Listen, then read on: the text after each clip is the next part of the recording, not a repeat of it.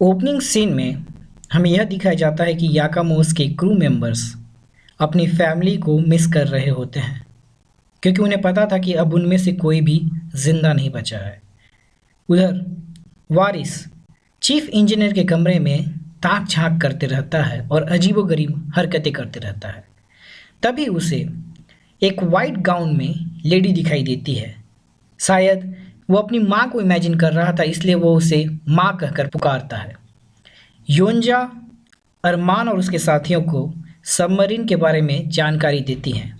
यहाँ वो बताती है कि सबमरीन में पानी सोने जैसा कीमती होता है, इसलिए वो इसे फिजूल में बर्बाद ना करें। योंजा उन्हें बताती है कि अगर उन्हें याकामोज में रहना है तो उन्हें कुछ ना कुछ काम करना होगा। इसी बीच क्यूरियोसिटी में राना उनसे पूछती है कि हम क्या काम कर सकते हैं। योंजा उन्हें साफ सफाई का काम देती है, जिससे राना काफ़ी गुस्सा हो जाती है। अरमान राना को शांत करता है। अब योंजा उन्हें कंट्रोल रूम में ले आती है, जहां से सबमरीन ऑपरेट होती है। साथ ही वह उन्हें बैटरी रूम के बारे में बताती है, उससे निकलने वाले जहरीले गैस के बारे में बताती है।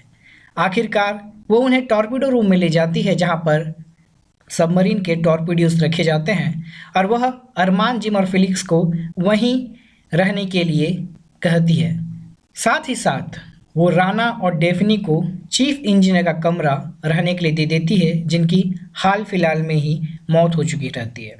उधर उमोट और कमांडर चीफ इंजीनियर को लेकर अफसोस मनाते हैं, लेकिन तभी अचानक से सबमरीन का अलार्म बजना स्टार्ट हो जाता है। अरमान, जो कि इससे पहले सबमरीन बनाता था, वह इस सिचुएशन को कंट्रोल कर लेता है। कमांडर अरमान की काबिलियत देखकर उसे सबमरीन का नया चीफ इंजीनियर अपॉइंट कर देते हैं। यह बात उमोट को पसंद नहीं आती है, जो कि उसके चेहरे से साफ दिखाई देता है। उधर उमोट कमांडर से आकर बात करता है कि उसे बार बार इस बात का शक होता है कि इन लोगों ने उसी दिन ही डाइव क्यों की जिस दिन सूरज की रोशनी इंसानों को मार रही होती है। कमांडर उसे ज़्यादा मूवी ना देखने की सलाह देते हैं। इधर अरमान और आल्टन के बीच में कहासुनी हो जाती है। अगले सीन में जिम, फेलिक्स और राना टॉयलेट की सफाई कर रहे होते हैं, जहां पर डेफनी केन को याद करके इमोशनल हो जाती है। यहाँ पर जिम डेफनी को संभालता है।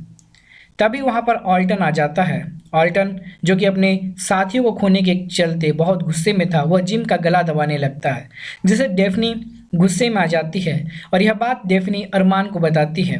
अरमान डेफनी को समझाता है कि यह उनकी जगह नहीं है, इसलिए उन्हें शांति से रहना होगा, दिमाग से काम लेना होगा। लेकिन डेफनी सीधा कमांडर से बात करती है और उसे आल्टन के इस करतूत के बारे में बताती है। उधर वारिस, जो कि पूरी तरह अपना आपा खो चुका होता है, उसे उसकी माँ हर जगह दिखाई देने लगती है। यहाँ पर कमांडर डेफनी और अरमान को आश्वासन देते हैं कि उन्हें कुछ नहीं होगा। इधर आल्टन और उसके साथी शराब पीने लगते हैं और वो अपने एक साथी को खाने के लिए कुछ कैंस लाने को कहते हैं। उनका साथी उन्हें यह बताता है कि जहाँ पर उन्होंने कैंस रखे थे पहले, वो अब वहाँ पे नहीं है और वहाँ से गायब हो चुके हैं। उधर वारिस, जो कि बेड में लेटा हुआ रहता है, उसे सबमरीन के बेस में कोई औरत जाते हुए दिखती है। आल्टन को लगता है कि कैंस जरूर डेफनी ने चुराए हैं।